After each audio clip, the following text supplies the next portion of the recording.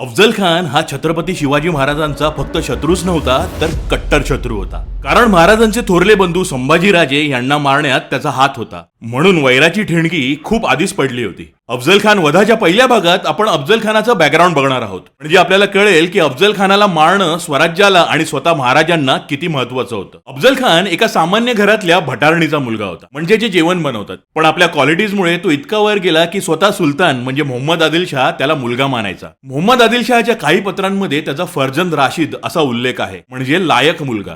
तो बराच हुशार पण होता. त्याने एका युद्धामध्ये चक्क औरंगजेबला जवळपास कैद केलंच होतं, पण थोडक्यात तो निसटला. शांत डोक्याने कधी विचार करायचा हेही त्याला माहित होतं. एकदा मोहम्मद आदिलशहाने शहाजहानच्या पत्राला खूप उद्धट उत्तर दिलं होतं.